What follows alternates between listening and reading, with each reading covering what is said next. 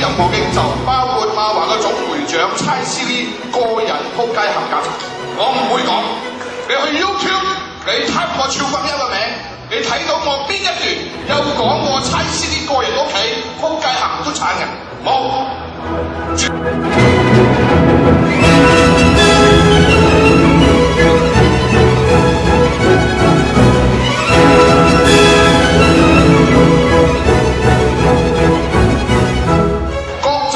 上一屆前任嘅國陣時間魔嘅馬里山仔出都講嘅，佢哋講乜嘢啊？